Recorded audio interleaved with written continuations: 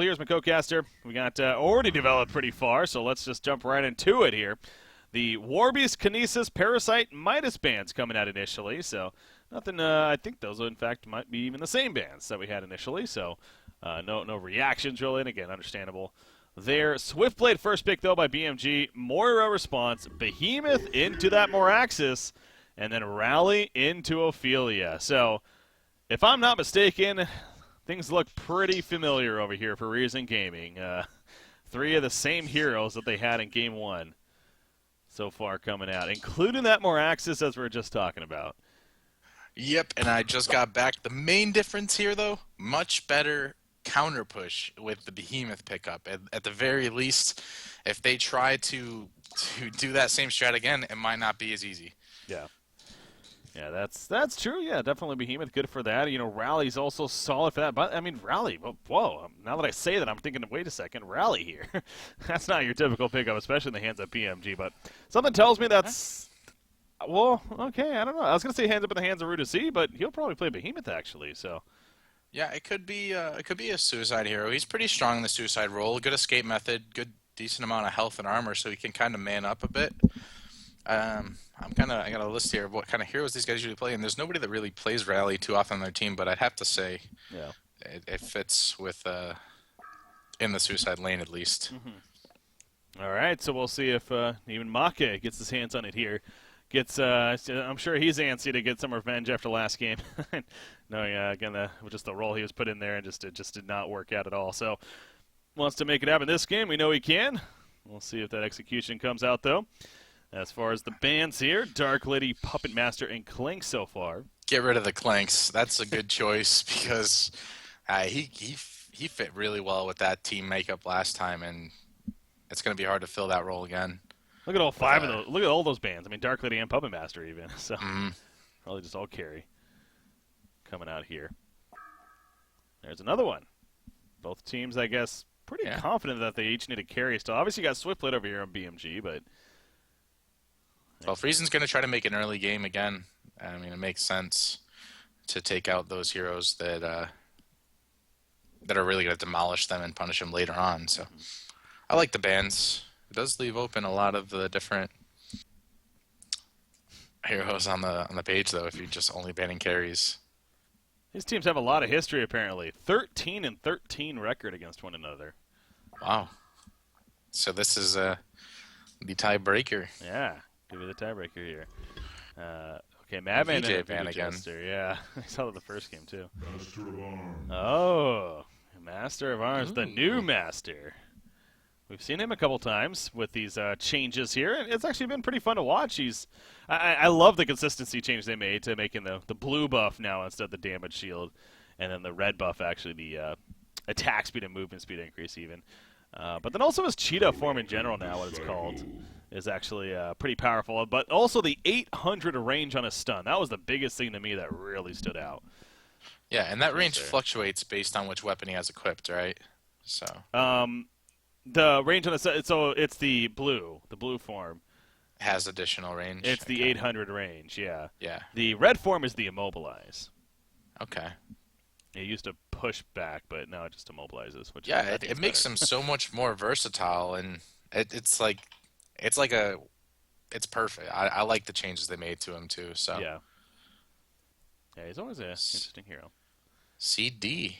Yeah, again, they ran it against Disband in that game 3. We were talking about that. And my boy likes it. And you know what? They're going up against the Swiftblade. So something tells me that has a bit to do with it, probably. Now, interesting. Will we see Master of Arms in like a semi-carry role?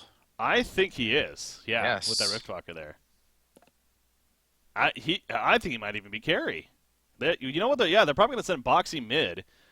You got Behemoth, Riftwalker, and Master top, and then Swiftblade, Suicide. I think is what we'll probably see here. Again, BMG going to do their. They haven't done the pull yet, the secondary support pull yet, which is really interesting. Now through 3 games today. I wonder if this game they'll finally get back to doing it here. Yeah, and a lot of teams may be catching on to it, so it's not as easy as as previously was. Now that it's getting more popular, even a couple other teams doing it. I know Disband's been trying to work it into their play style a little bit also. But yeah,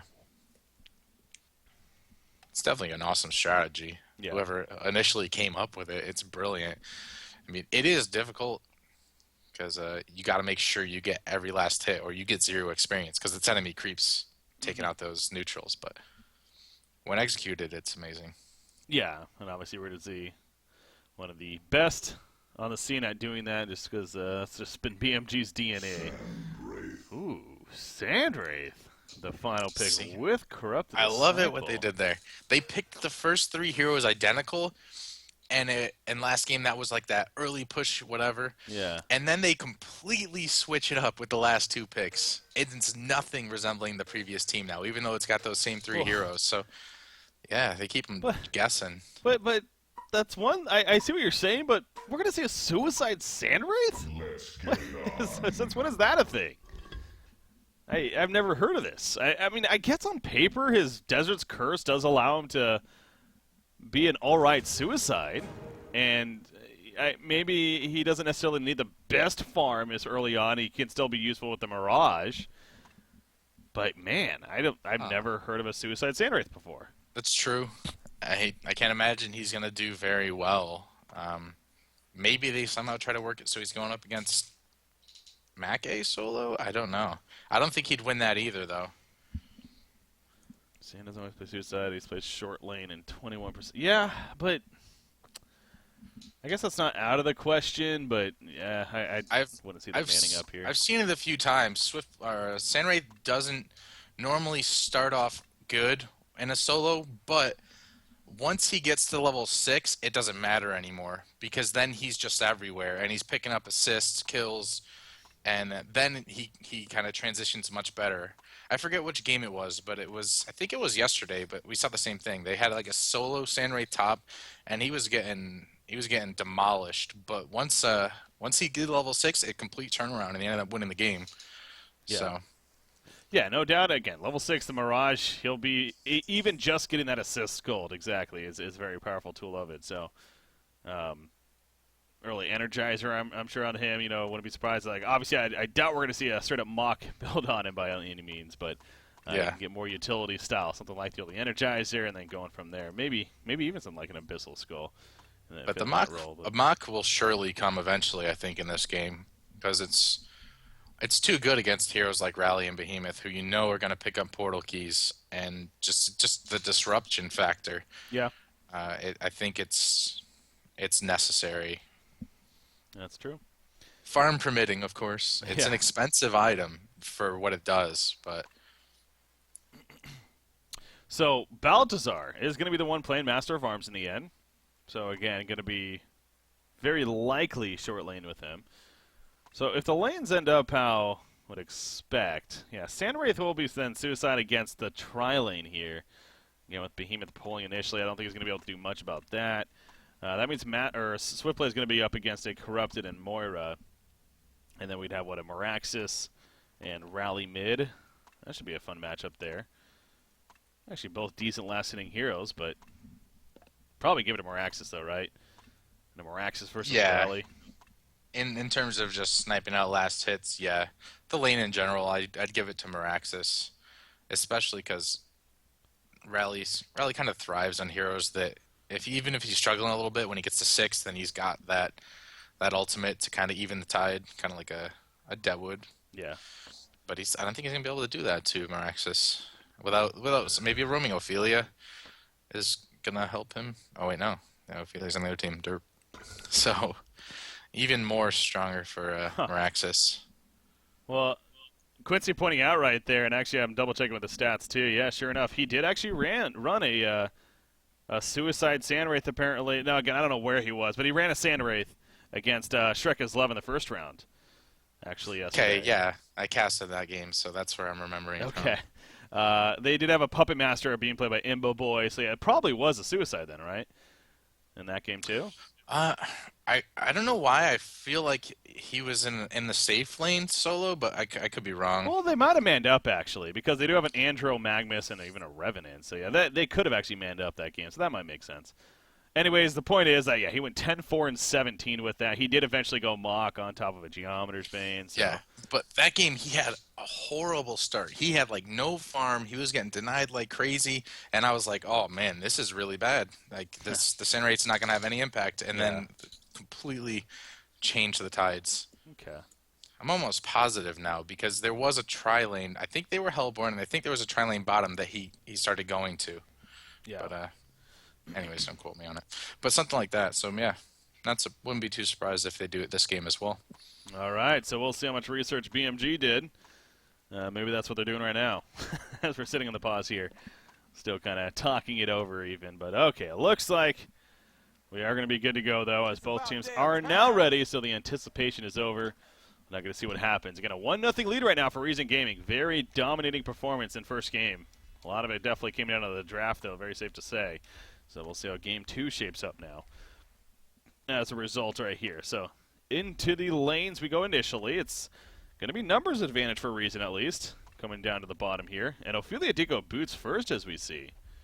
Is she going to sell them? No, she would have had to sell them by now, so. Maybe aggress. She might be in the enemy jungle then. Yeah, and that would change it up a bit. So I guess the idea of going a short lane Santa Ray still wouldn't be out of the question. Huh. Isn't that kind of risky, though, going up against a behemoth Riftwalker supports? Yeah, Fusion playing Riftwalker, by the way. That's kind of just hitting me, as they have it here on their side. But, of course, Ruta Z playing behemoth. Well, risky for who? The tri-lane Ophelia. bot? Oh, okay. Yeah, I guess it could be, but no. Well, let's see. Fusion warded right there. Huh? They almost they're acting like Corrupted Disciple's still here. So yeah, it looks like they are gonna man up. They are gonna send Moira, Corrupted, and then Ophelia. Well, no, now she's back over here. Okay. Yeah, because Fusion blocked his own camp, so they don't want Ophelia in this jungle. I guess they did do the research, and Huh. So yeah, but like I said, last time Samurai did really bad against, and it might even have been a Swiftblade. I don't know. It was some type of hero that he got shut down. I think it was a melee. He's definitely not really strong, but he doesn't die, so it's just kind of biding his time until he can shift the tides in the other lanes. Yeah. Now Behemoth's sitting on 400 gold here just about, so yeah, he really didn't buy much here to start. Kind of curious about that. If maybe he's saving out to get a Rev Ward, or I guess maybe just get boots as soon as possible. Maybe boots, yeah. I guess that's very possible. I don't necessarily. Well, Ophelia came back down here after all. Yeah, she did. Again, because Corrupted and Moira were down. If Ophelia wasn't planning on being down here in the end, then that would have really been something. But so look at, they just shifted the Rev Ward over to Behemoth, and they're gonna block another camp. Yeah. Well, now she's not here. Now he's leaving. So it's mind games. They're both trying to play each other. They know the strats that they're running, right? So this is crazy. Like how much thought's going into this laning phase. Yeah. So strategic, and it's impressive. Shows how much research they actually do going into these teams, and it makes sense. There's so much on the line here. Absolutely. But you see, he's being patient. He's realizing that Ophelia's not pulling it, so he's not going to... Well, never mind. He will waste the ward. I was going to say he wasn't going to waste it, but never mind. Never mind. Ruta Z decides it's best just to do it anyways. He doesn't want to be walking all around the jungle all day, so... Yeah. Wishing he did have those boots by now with the amount of roaming he's already traversed the map 3 times. See, it's really unfortunate because if they used that Rev Ward to get this ward right here, then this would have been so good for them. But this ward of sight is making Corrupted safe. Now, he's kind of pushed up right here. Yeah, they're going to go. I mean, he knows this is coming. There's the block. Oh, it's not a full block, though. Master of Arms followed with his own stun. Riftwalker pulls him in, but it is not nearly going to be enough damage, so... Good thing Moira was nearby. Yeah. She kind of slowed down Riftwalker. Open a little bit there, but yeah, this ward aside's definitely... And Ophelia's back. So here comes Tankafet now with the Skeleton King. We'll see if he finds an opening. Obviously, it's pushed back to the tower, really, so... Can't feel the most comfortable diving right here. Oh, top lane? No. Swiftblade versus a Sandwraith. Yeah, Swiftblade actually should have a pretty good time, I would think. Yeah, this matchup here. He may not get a kill unless Zane's really greedy, but Zane's used to playing the suicide role, so he should be fine. But yeah, Swiftblade already picked. They both picked up boots, so kind of matching each other's items, making sure that he's going to be able to escape. Yeah. Man, this is turning into a try versus try lane, and I gotta say, again, on paper, Ooh, Manning really... up top. Oh, is he? Yeah, he is. There you go. Maka gets credit for the bloodlust kill, so talk about getting some nice revenge here. Takes a lot of tower damage, but he's going to survive it in the end and has a health potion to use, so... That's a big start there. But yeah, as I was saying, it feels like on paper this should actually benefit the Legion team with this try versus try lane. Like, I don't know, but it's not. They're getting boxed out here. And now here comes the Minotaur to chase down Behemoth. 12-3 versus 13-2. Yeah, at least in terms of creep farm, it's pretty even, but it definitely feels like Legion teams at a disadvantage. They're not going to be able to, pull and farm for Behemoth. He's going to get locked out as a result of so many Hellborn teams being in the area. Mm-hmm. So Rally could be in trouble. He's got Compel coming up.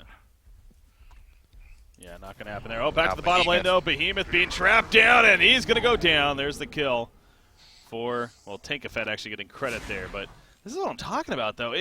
They're forcing BMG to play so defensive here, which I don't get how it's happening, to be frank. But it is somehow. They're managing to do it. And I think it comes back to this ward of sight right here. That's not getting countered. That's a really good ward. I mean, you almost never will counter that right there. You'll look north a little bit more, or even usually like just to the right of that tree in the middle. But I mean, that's a pretty hard spot to catch. It doesn't give the most vision, but it gives enough where they can see them going for the pull. And here goes. They're gonna counter it. Yep. Well, yeah, it's about to wear off anyways in 45 seconds, so it's safe to say it's accomplished plenty already, even with that counter ward. Now that will save him from getting refunded, of course. Ophelia being down here is probably the reason that they're winning it so handedly. Ooh. That's an awkward pause. Yeah. Right as he sees him. I think Behemoth's in trouble. Oh, yeah. Again. Oh, yeah. Behemoth isn't. Now, Corrupt is not over here, and without Corrupted, I don't know if they'll have enough damage, to be fair. And this is without the impact of Sandwraith, because as soon as he hits 6, if it's anything like the last game, he makes that tri lane a quad lane. He just comes down there over. He uses ult, come down there, and then he'll go right back to top farming. And then he'll use his ult, go down there, and it's like it's relentless assault the way that they play this. And Ophelia is super strong down here too. Anybody gets in danger, she can just judgment, send them right home, and they TP back in 2 seconds. There we go. Minotaur stun onto Behemoth. The Shards of Harkon out of range. He wasn't able to stun Behemoth, and that's going to save him in the end. Yeah, because Corrupted was actually able to get over there pretty quickly. And now Riftwalker, they're looking to turn things here. You see the slow on Amoya from Riftwalker. It's powerful. And it eventually gets the kill. Level 6 Swiftblade is coming in. Has some slashes, maybe. And Ghost Marchers. The creep block, though. Nice job right there. He would have caught him. Those little subtle plays. Yeah, able to avoid it. So, yeah, the pause was a little unfortunate with the timing. But obviously, not intentional by any means. They had another issue, I'm sure, so. Just happened to be at that exact timing. But, nonetheless, they do get the turn kill on Moira. And ideally for them now should... See, now with this ward gone, I wonder how it's going to now progress for this Legion. Because now you see Corrupted Disciple, he's sitting back at his base, or at his tower. Yeah, I think that's more mind games, though. Play a little bit more defensively, look weak, but know that you have Sandwraith coming in a few minutes here. Mm-hmm. We'll see if Legions takes the bait. Man, so Swiftblade ported bottom, got an assist, and now he's all... Oh, no, he got the kill even. Now he's all the way back to the top lane, 2 levels ahead of Sandray still. Yeah, he's really dominating this matchup, man. So Make, no doubt, is feeling a lot better this game than he was the first game. And we know the success BMG has when Make has a good suicide lane. Yeah. So. Just in general, it tends to be pretty good for you. So, got the early Ghost Marchers, level 7. Moraxis, he is heading bottom. It's a regen rune that he bought. It's not the craziest dive rune, but actually Master of Arms. He is being dove right here. Going to be completely collapsed on with really no response. There is a TP coming in. Riftwalker doing it again and slow them down. Here comes that Swiftblade, though. Corrupted Disciple in a bad spot. Being ported back, though. And he will be ported back in time. Beautiful timing right there. And the Skeleton King blocking Swiftblade. He can't phase through it just yet. Oh, geez. The plays here from Reason Gaming definitely on point. There's the Skeleton King net. Rally's running in. but he got there way too late. So ultimately, working out very well for the Reason Gaming here. Yeah, the only downside of this is Ophelia's still only level 2. But I mean, she's definitely the reason that the bottom lane is going the way it is for Reason, so. Yeah. That is true. Yeah, man, he really is only level 2. That's pretty crazy, actually. But yeah, he's been very active, 1-0-1 right here, and no doubt, big success as to. I guess that's all he needs is the command and the judgment. So True. he's gonna finally go back to his jungle and get a couple levels here, though. Yeah, now I think it's time to make a point. All right, I'm just gonna farm here. Behemoth running over, but it's level 2. What is he doing? Well, he's coming mid. Rally's got his ultimate, so maybe they're gonna try to set up a Meraxis. I don't think they have enough damage. I really don't. If they lock him down before he gets his ult off, maybe. But I don't think they'll have enough lockdown. Yeah, he's gonna go top. Well, it's now Marxus doesn't actually have a point of his arcane shield yet, so and I get that. Obviously, you look at what he's going up against here in the middle, especially. There's no reason to. Oh, he's gonna bottle haste. Get spell trouble for top. No. No, there's no ward there. But if anything, a missing call happened. Now he's porting bottom though with a haste rune. And this could definitely catch Bad Monkey Gaming off guard, because if anything, they called him missing top. And now Master of Arms, he's going to be collapsed on. There's a Samwraith poured in. Mora also coming in. And look at Master. He pops it even the Master's call. It's going to absorb plenty of damage, but not nearly enough in the end. And Belshazzar goes down, yep. That's that. 5 hero collapse that quickly. Yeah. Riftwalker actually escapes in the end. They may get this tower, too. It's Mora alone with Samwraith is a strong combo, let alone them all being there. Just happen to be there, of course. So, but yeah, having Mora is kind of not necessarily global presence, but close enough. Yeah, she can do for sure. So good assist. Now she's got Striders. Be striding dirty. How about Swiftplay though, man? 400 gold per minute. He is just dominating GPM this game. Yeah, they're completely ignoring him. I don't know. I don't know if that's the best idea. Well, what do you think he should go for? Because actually, to me, this is almost the kind of game that I kind of would like to see him go that aggressive Portal Key out of Parasite build. I think he's going to. He's already building the Energizer, so we're probably going to see it for sure. Yeah. We'll see if he makes it happen or not. But yeah, I mean, they got Master of Arms as they're playing as their carry here at least, and I guess Master isn't having the best start though, so it is a tough call. I think you could kind of transition Swiftblade into more of just I want to be the carry and maybe go like the Firebrand here and try to help him farm a little bit, but we'll yeah. see. But Behemoth's not having a great time, so he probably won't see a Portal Key for a long time, and be level 2 also. Corrupted bottom lane. He's about 290 gold per minute, so he's actually doing the best on his team. Not a whole lot of farm going around other than the Swiftblade again. It's funny, the tri-lanes. Whenever we see tri-lane, the carries do like horrible lately. Yeah. In terms of their GPM. That's just how it works, though. Unless you're getting a lot of kills, I mean. Yeah. Because it's very difficult to get all those last hits, of course. There's so much to worry about. So many people trying to deny and stuff too, yeah. What did Meraxis pick up there? Vestments. Good to have. Also has that regen. Oh, another regen, in fact, bottled up. Onto him. Yeah, I like Ophelia's farming the pole camp like right in front of them. He couldn't deny his creep in time, so good job sniping that out at least. But the fact that a level 4 Ophelia was kind of able to sit there and farm the pole camp right next to them, that's just again not good for the Legion side there. But Sandwraith's ult's up again, and I think they're gonna try to do something every time it's up.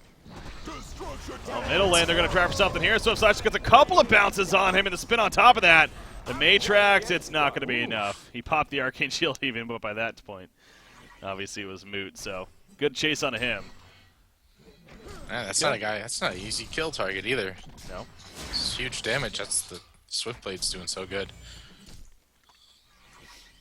Yeah, so good roam coming out from him, and now he goes right back to the top lane. He's going to go toe-to-toe with Sandwraith.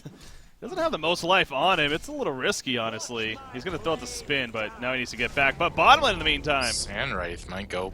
He might ult him. I don't know. Yeah. He can bottle the full health. There he goes. Yeah, he's going to chase him down. Can he chase him with the Desert's Curse? There we go. One more auto attack. Get in range. Yes, he gets it. Yeah, the man up there from Make was a little too manly. Yeah, he didn't need to use the Blade Frenzy because he was already just winning the exchange with auto attacks, and that was the opening for Sandwraith to go. As soon as he saw that was on cooldown, he had no more mana left. So a little bit of a misplay definitely coming out right there, and perhaps that's going to be an opening for Zane now to really start pick up his farm. Like you mentioned, the game they played yesterday even, apparently he had not the best start and eventually took over the game really, so. he's already increased his farm by like 80 GPMs from just a few minutes ago. So, I mean, if you think about it, in the grand scheme of things, doing bad for 8 or 9 minutes, you can recover unless the team is like dominating the entire map. Sandwraith's always going to find a little bit of space to recover eventually. Master of Farms, on the other hand, Baltazar, 250 GPM. He's 51 and 11 right here. He's got about 1,000 gold saved up, so he has a Soul Scream ring. Wonder if he too is planning to go Energizer or something different. But yeah, I'm also intrigued definitely to see what Master goes here, because he's an interesting kind of carry option. You know, there could be things like the Shield Break or even something like a Null Fireblade. I know it tends to be pretty popular around him. Is there something that you would think makes sense? Both of those items are good. The only problem I see with this game, the amount of collapse they have, and once there's a PK and Meraxis, he's going to be the focused hero. And if he doesn't bulk up, he's going to just die a lot. So I'd like to see something that's going to give him a little more survivability, whether it be like a Firebrand or something just to help him survive the initial burst. Yeah. I mean, his ultimate does a little bit like that, but you hate to just keep using it on yourself because then you're not going to be able to do anything offensive. Nope. I don't know, maybe he gets maybe he goes like Assassin Shroud and relies on great positioning to keep himself alive. I don't know. But I can't see him going pure damage. Yeah, that's probably fair.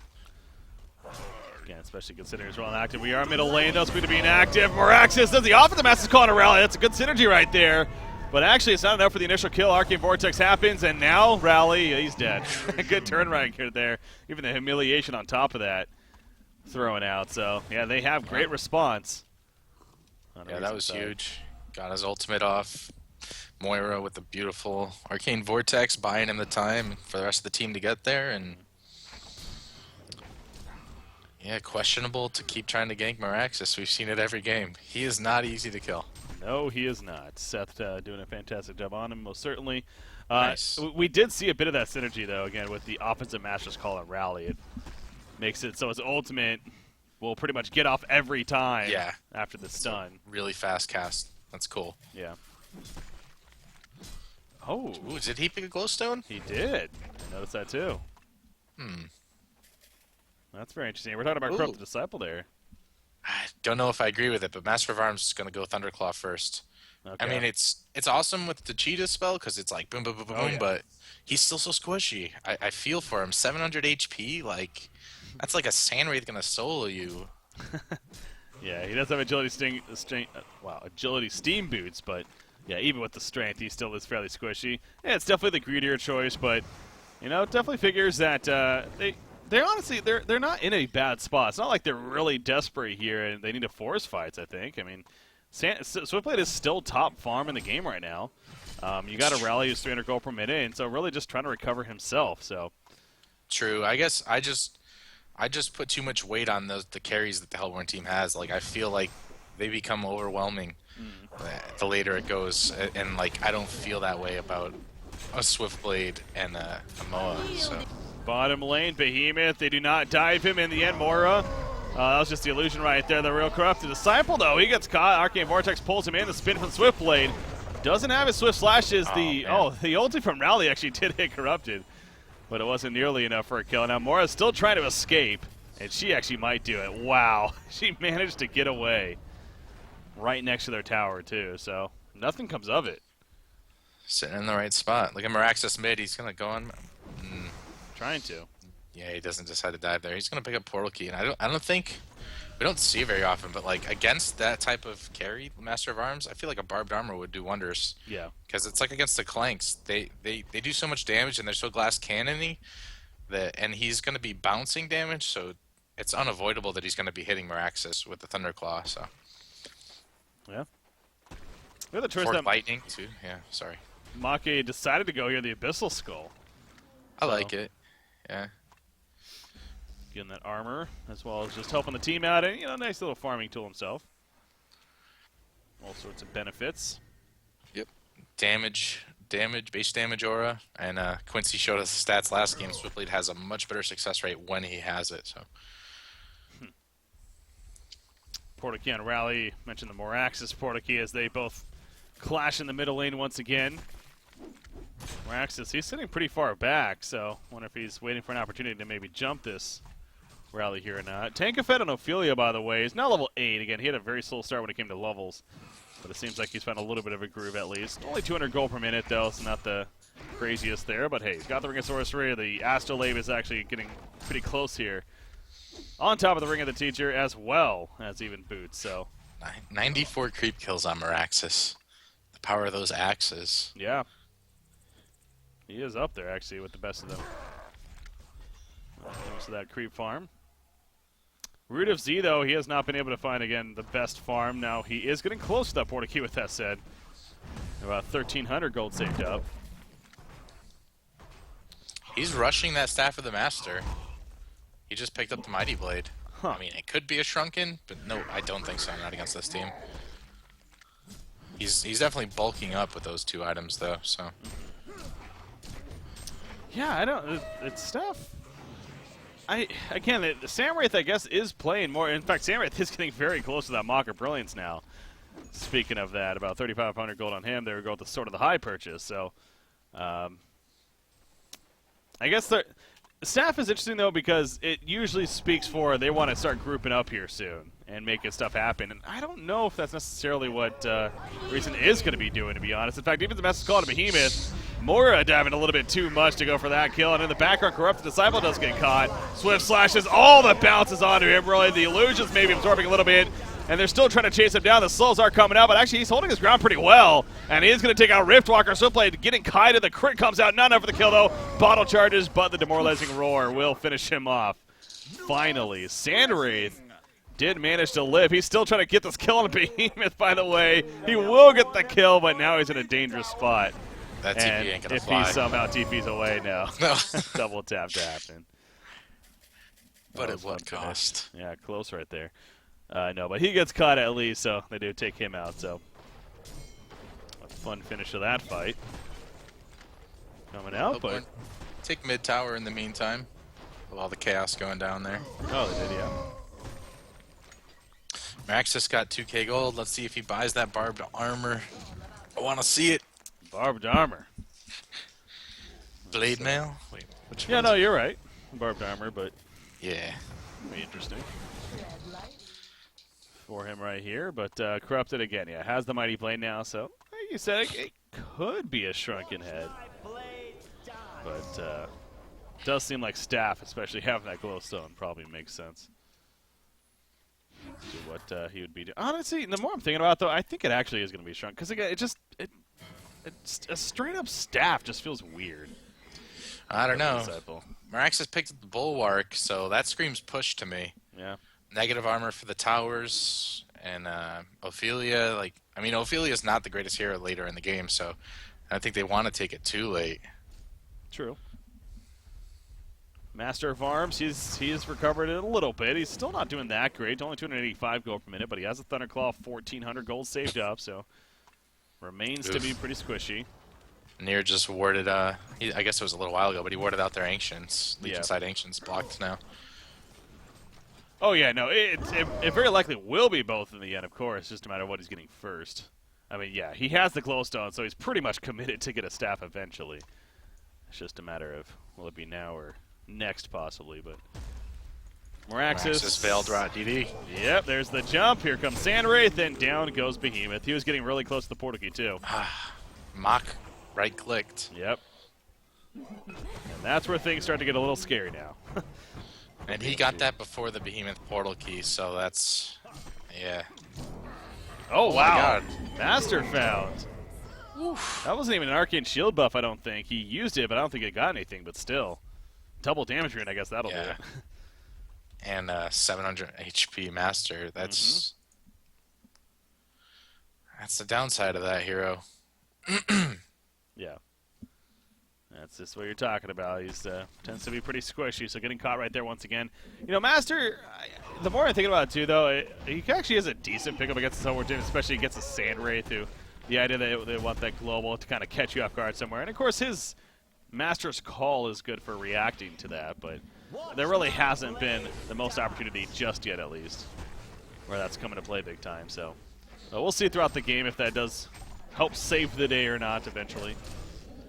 Perhaps turn it. Is Swiftblade still top farm? He is. Gotta give credit to Make. He's actually managed to be top farm still. There is the staff on Corrupted. Yep. Okay.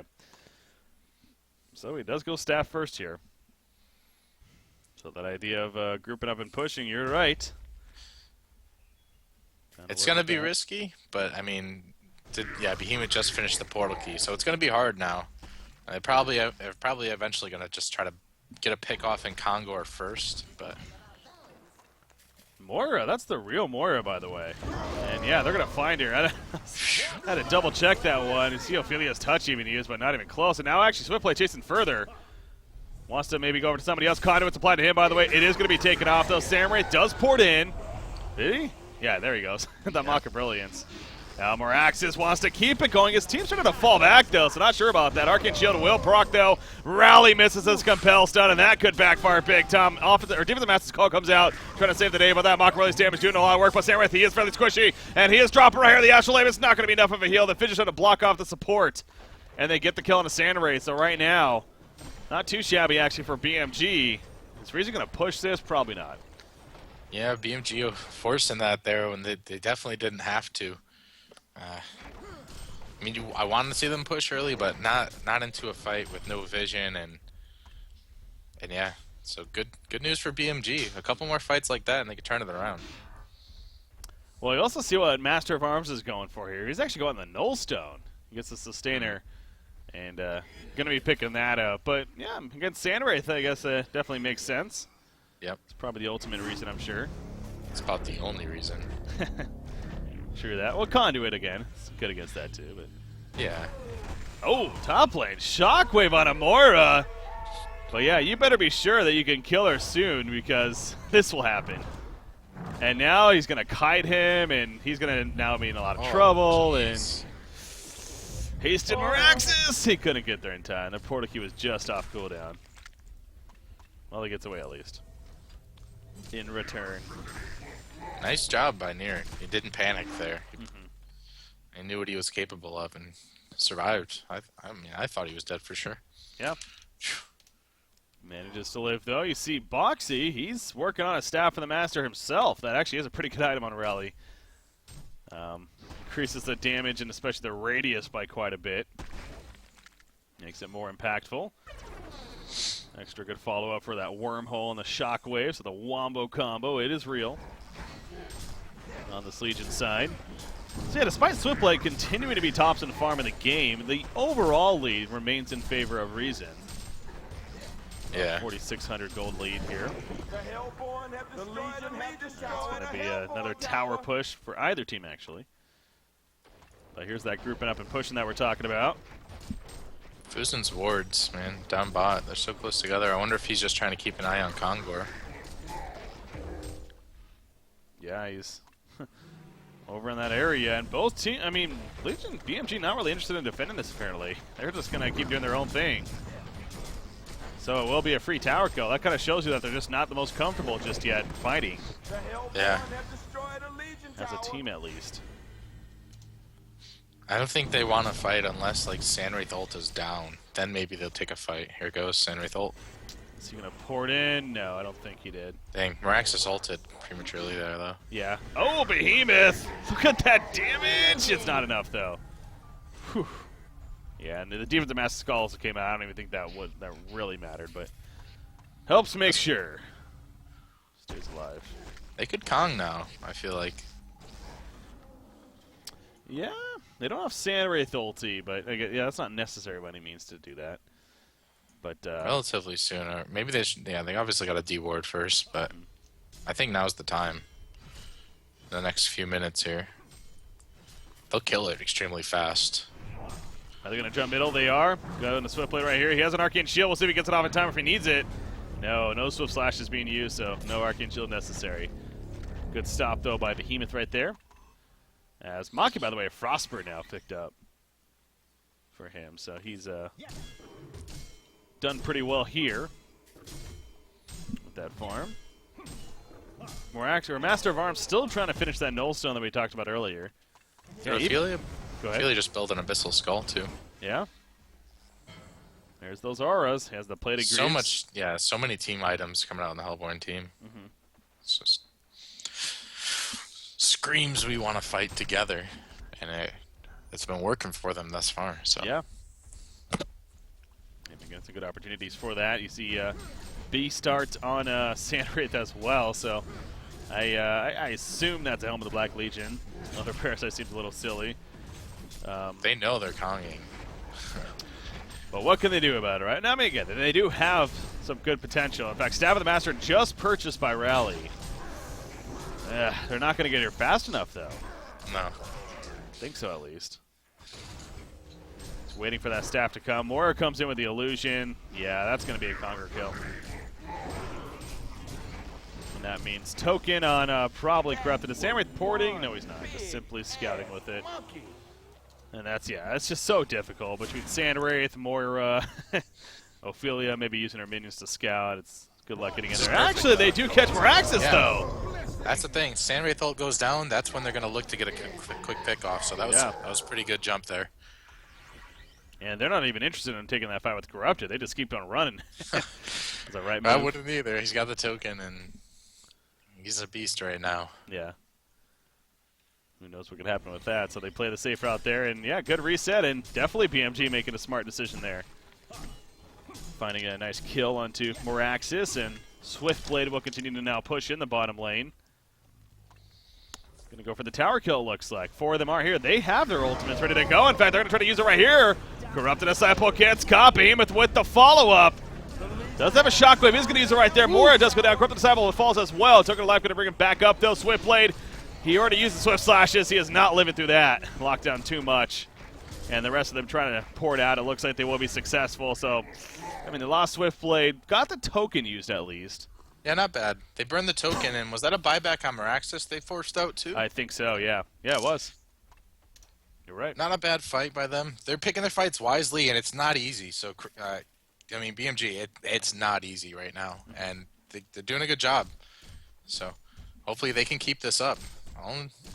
I don't personally think they can contest with the CD Sandwraith, but I've been wrong before. So, I mean, Swiftblade does get really strong later if he gets the right item build, and yeah, I mean, they have a stronger team fight later on. If we were to see levels and farm on Behemoth eventually, then yeah, they can totally take the later stages, I guess. Well, yeah, it's not only on the carry. Yeah, that's what I was going to bring up. I mean, the team fight is most certainly always going to be there for the Legion side. Now, as I say that, Riftwalker easily gets picked up in the middle lane. It could be more. It looks like it is. Master of Arms. Oh, again, even with the Null Stone, he's just not tanky enough. He dies right there. In comes Rally, though, and he shows off that Staff of the Master once again. Level 3 ulti.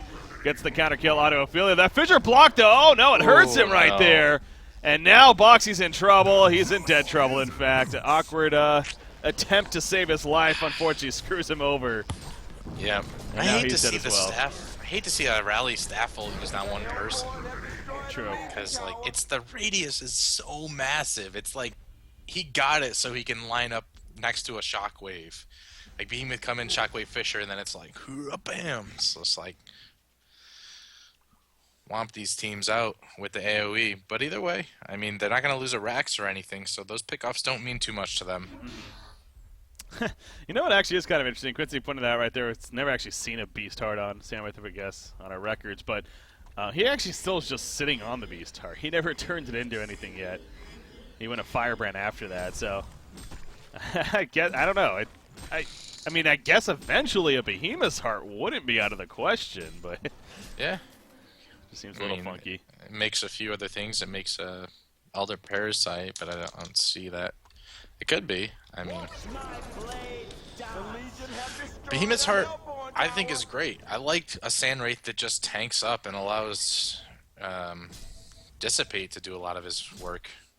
Poor Poor Rift Walker. Yep, not the easiest game for her, that's for sure. Sandwraith in general will do that. Defensive Master's calling a Behemoth, trying to keep him alive in the meantime. Mana Center, though, there comes Rally, the seismic slam!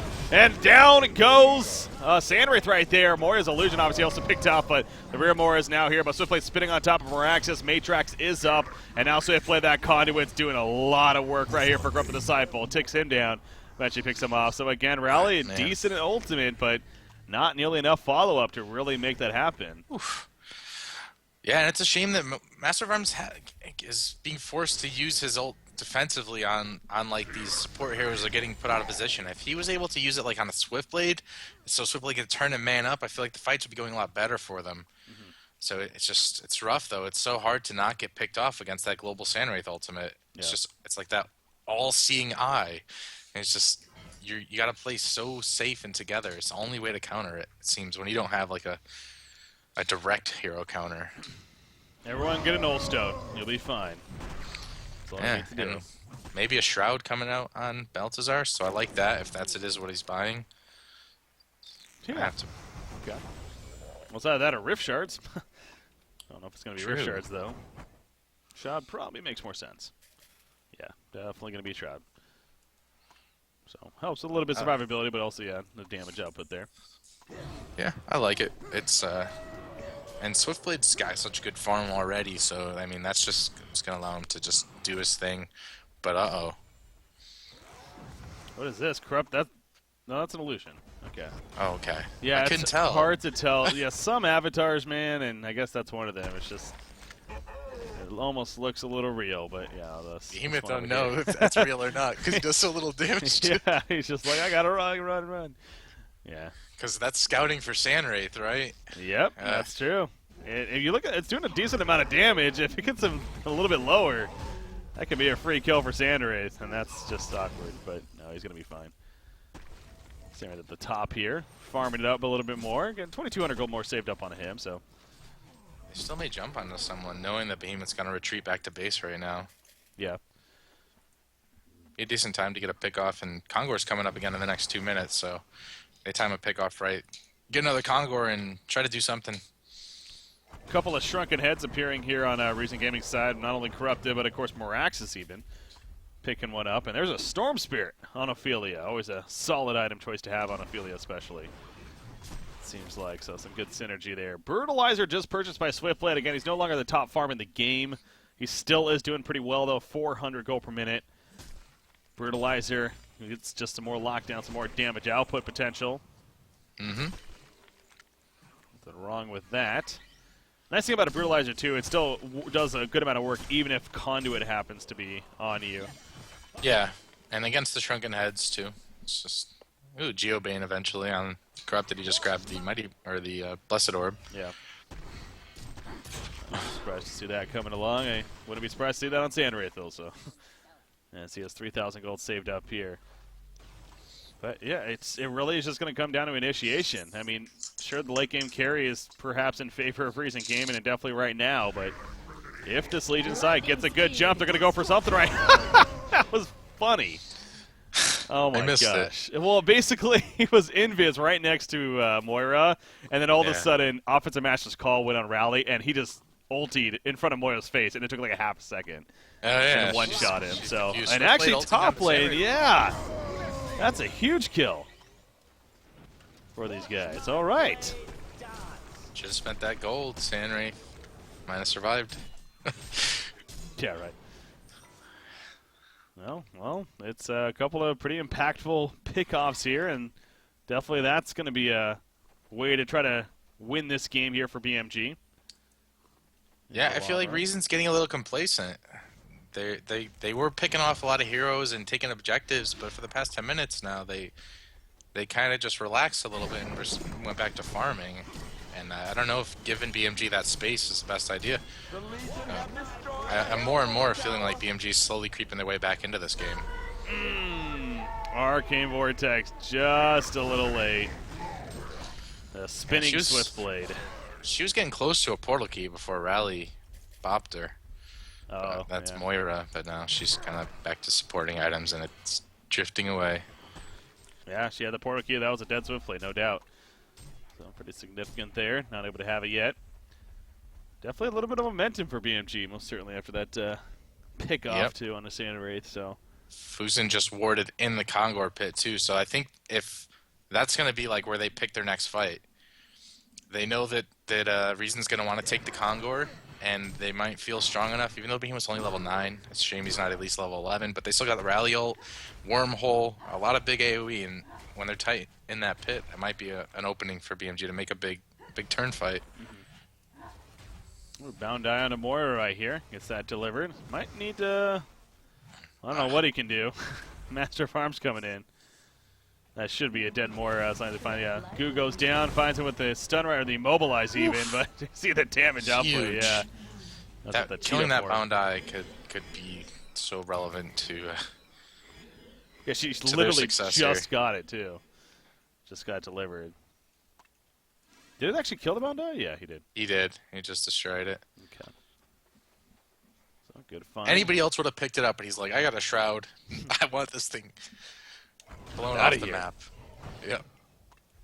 And now back to farm he goes. So yeah, him or Baltazar Morrisel, 380 gold per minute on the Master of Arms. Gonna finish off some Ancients here. He's starting to go up there quite a bit. So yeah, Master's always been a decent carry, but he did get these changes. So maybe that is gonna help boost him, be even a harder carry, and almost underestimating his potential, I guess. But I'll have to wait and see here.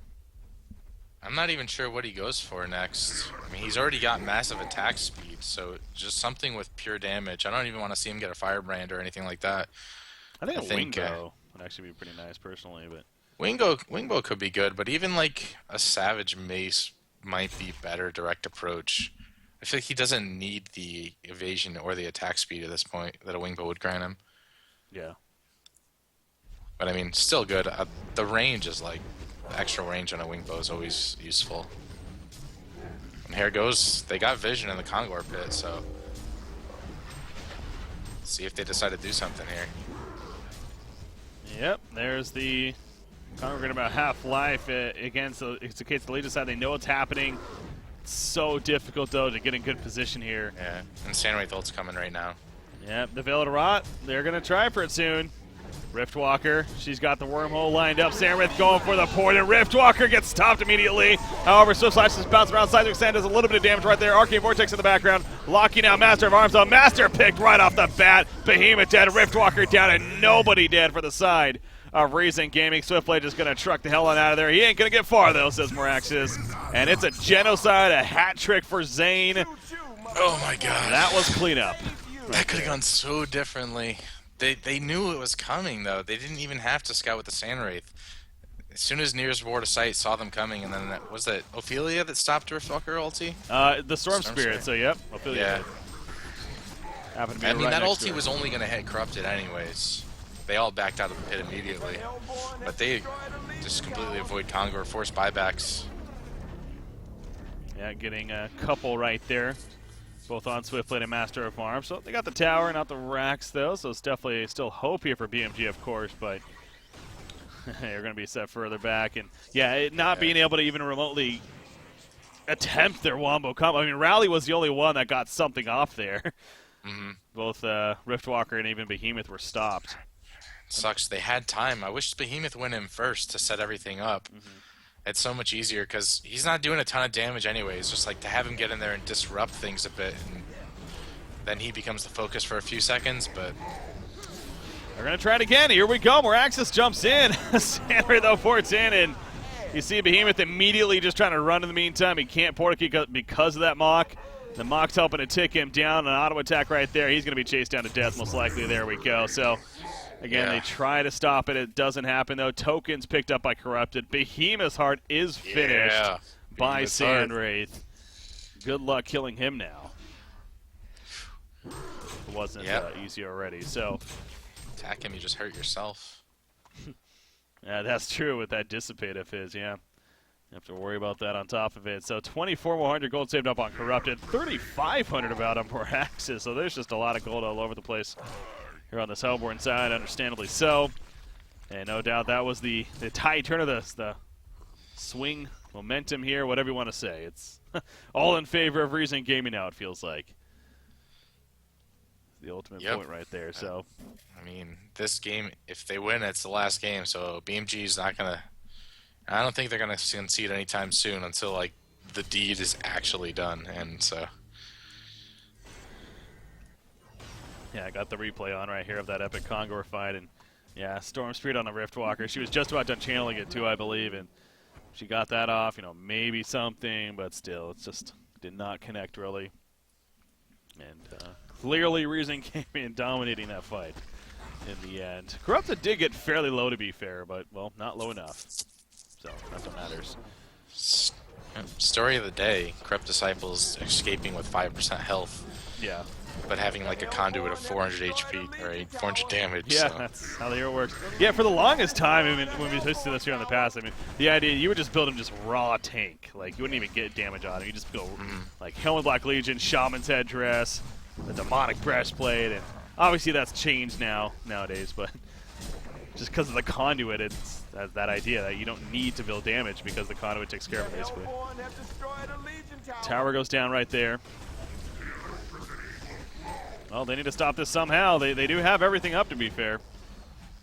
So, perhaps a last effort here from BMG. Token about 2.5 minutes remaining, so they're not going to be falling back anytime soon. In the background, Rally goes in. Side exam, he almost killed an illusion at least.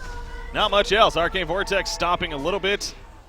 In the background, it does catch Swiftblade, though, who's spinning, and shortly after is going to fall pretty quickly. Conduit charge is added up. Corrupted as well. Swiftblade's not. He does buy back. Oh, was he? He was. He basically stopped anybody else from assisting Swiftblade there. Yeah. So doing work in the background, and there goes the racks. They're going in the middle one. That's already exposed, of course. So yeah, it's got to be tough, understandably, knowing that you're so close here. But Wormhole maybe from Riftwalker. Oh, no, nothing just yet. She's trying for it, even if it comes out, though. Yeah, it's not really going to do a whole lot. It's kind of anticlimactic. And she gets 3 shots shortly after. So I think the end is definitely here for Bad Monkey Gaming. You know, Reason's going crazy right now. Oh yeah, they've been here so many times. And Wingbow on CD, finally a PK on Moira. I mean, that's so much items now.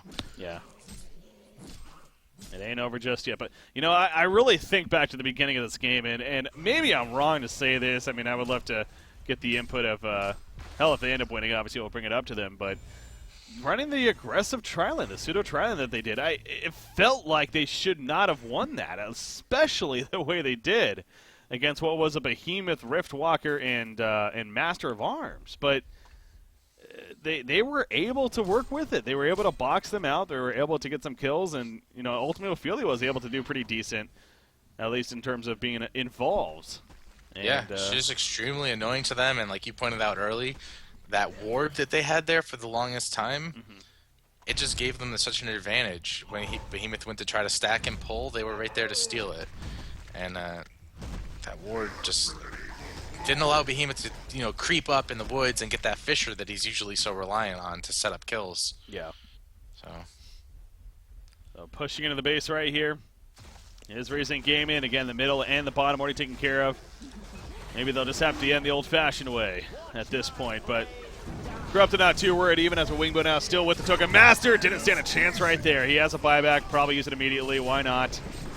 But clearly too much damage output. Swiftblade kind of running around with no mana because of that mana sunder. He finally gets it back. Rally goes in. But again, even if he gets a killer, that's a nice combo, so they will finally take out Corrupted. But well, guess what? The token will bring him up. And they get the kill to Swiftblade in the background, and he is staying dead this time. So Mega Creep's just around the corner.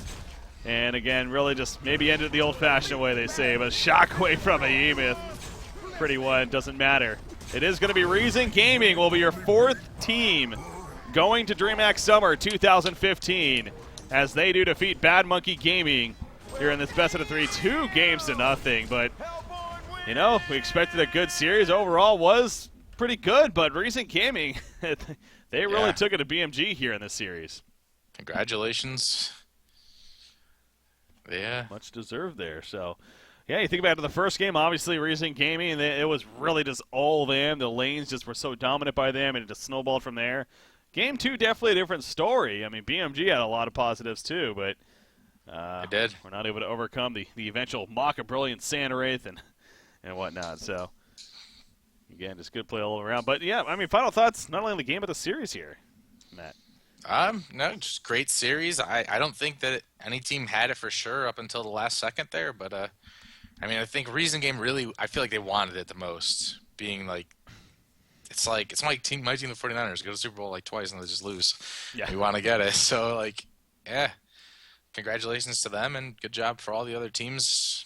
And remember, you got one chance left next weekend. So, Oh yeah, I don't know if you need to remind them necessarily, but it is coming down to the wire here, and only one of the 8 teams in the next qualifier, and that's it. I mean, there is no other chances after that. So, yeah, it's got to be such a good feeling for a reason. Exactly. This is their third now of these finals that they've been in. The first one, again, the biggest one there. They beat Sync Esports in the semifinals. Things were just they were on such a high, I'm sure, from that, and then they run into Fresh in the finals, and well, they come up short, obviously. So. And then last cycle, they end up losing to Nullstone Gaming in the best of 3 there, and ultimately coming up short. But the third time's a charm, apparently. They take out BMG. So big congratulations to them. But no doubt, real quickly, too, I mean, BMG, they got to be feeling so much pressure right now. This is a team that just won the World Finals. Yeah. Sure, they got a lot of money from that, and I'm sure they're feeling good with that still. But it's at the same time, knowing that the next big land on the table here is DreamHack, and they're one qualifier away from not qualifying. That's got to be nerve-wracking for these guys. Absolutely. So. And yeah, the pressure's on for them to perform too, as I guess they've been underperforming as far as expectation goes. But at least today, they really seem to finally be in sync, Yeah. and get some stuff going. So maybe take that as a positive and use that as momentum going into next week. Definitely. Now, you know what I'm going to do here? We, as usual, going to bring on a guest right here from Reason Gaming. There we go. Looks like he's here with us. Near, you there? Yeah, I'm here. Hello. Hey, how's it going? How are things over there in your guys' Skype and whatnot? Finally. Third time is the best time. Yeah. Man, you finally made it here. I mean, that pretty much explains it, right? We're just talking about that. It's the third time's a charm. You made it to the first one, the third qualifier. You came up short. How satisfying is it now knowing that you're finally going to DreamHack? It's good. I would have been nervous if it was not the last qualifier. Yeah. So it's good to finally get it over with. And I'm really happy to be there. It's the last time I was there was in 2012, so that's a long time ago. Okay. Have you played or really? You've probably met some of these teammates here at LAN before, right? Not from Recent Gaming, actually. Okay. But yeah, I met most of them that are still playing. I mean, Insane Kazu I've met, Penny as well. Yeah, those guys. Yeah. Those who still played Warriors at that time. So yeah. I want to get this question out of the way. I assume I know the answer, but who's actually going? Because here's a Seth guy. He kind of came in and helped you win a cycle. I assume Own Me is still going to be the 5th, or? Yeah, yeah, he is. But he said he might have exams. So, but we will see. Okay. We're definitely happy with Bray stepping in there for us. Yeah. It's a huge thing. Oh, was that was Embry? Yeah. Oh, okay. Gotcha. On a different name there. Yeah. I'm not sure if I should tell you that. I don't think he minds. Oh, now the secret's out. Everyone knows. The secret is out. Yeah. No. But well, as long as the car doesn't break down, I think you guys be fine. Right. So. Yeah, I heard something about. I wasn't playing when that happened. I know so, that joke has run its course. I just like to keep bringing it up. Anyway, so yeah, no, it's going to be good seeing you guys there. Here, today was an interesting day too. Patch 3.7 just came out. So were you a little bit scared about that, knowing that you hadn't qualified yet, and now here's this new patch that happened? Was that worrying you a little bit more? I was a little bit worried about the Nighthound pick, because that's something that affected this series. But we're really happy that the smoke changed. You have 5 charges on the smoke now, and then it resets 1 charge after 3 minutes. That's a really huge thing when you're playing against BMG. Okay. Because I'm certain they would have tried to 5-man smoke a lot more during this series. Okay. They did. Huh. Can I ask a question we on also that? counted it. Yeah, for sure. So what did you guys think about when you played Disband and they grabbed that Armadon pickup? What are your thoughts on him having any future in the competitive scene, or?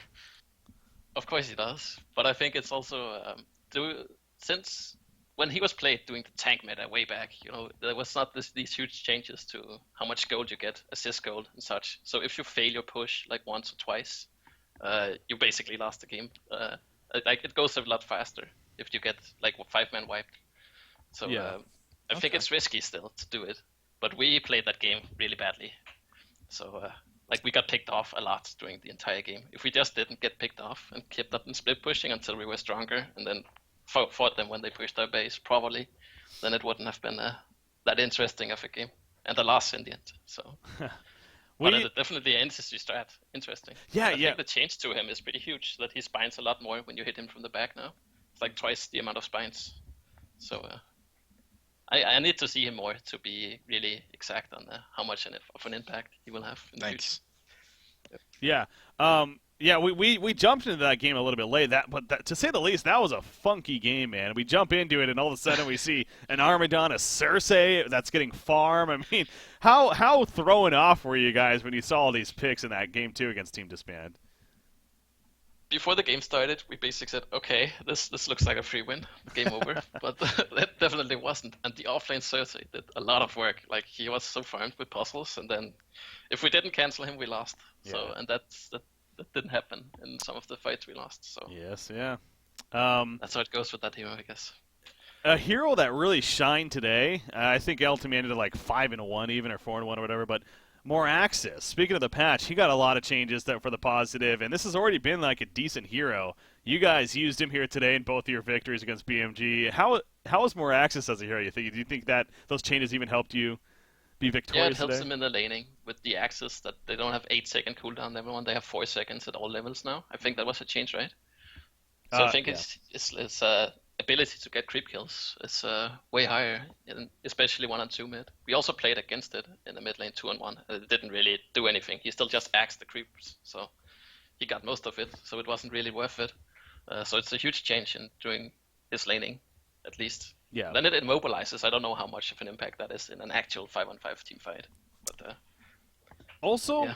that game 2 there as well, something that really caught me, myself and Matthew sounded like off guard, was you guys going the aggressive pseudo trial lane. You were playing the Moira there. Were you surprised how well that worked? I mean, it seemed like that you guys, I don't know, on paper it felt like you guys shouldn't have done as well as you did. No, we shouldn't have. We played this last series against PMG. I don't think we've played this well since we played against Sync back in Qualifier 1. We were all on top of our game.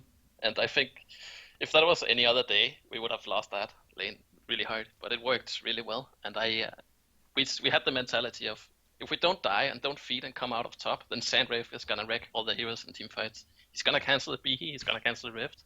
And then we basically kill a carry while they can't do anything. So the plan was just to get out of laning phase in a reasonable lead or even game. So, yeah.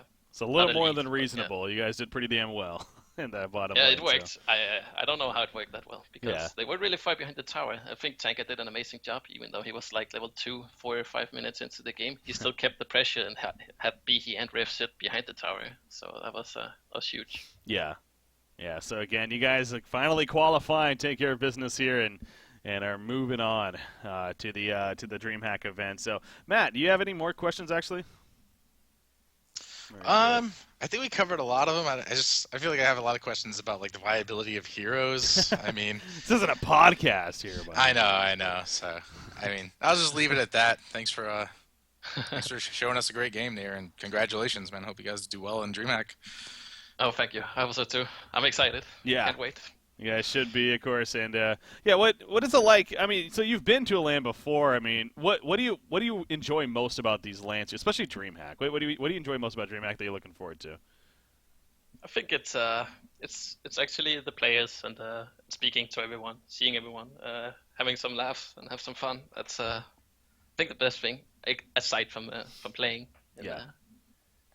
It's a good time all around. Good time all around. Nier, do you appreciate it? Again, another congratulations. Any shout-outs you want to make here? Shout-out to a team in the recent gaming. And that's it. That's it for me. Okay. And my friends, watching. Keeping it simple. Yep, all right, thanks again, simple. Nier. Do appreciate it. Again, we'll be seeing you at DreamHack now. The DreamHack event. You too. Yep. All right, so there's Near there joining us from Reason Gaming. So good to have him on. Getting some good nice reactions. Yeah, no, he's a nice guy. It's always definitely cool, hearing the reactions of players, especially when they qualify for an event like this. That definitely. Oh yeah, good I can't feeling. imagine.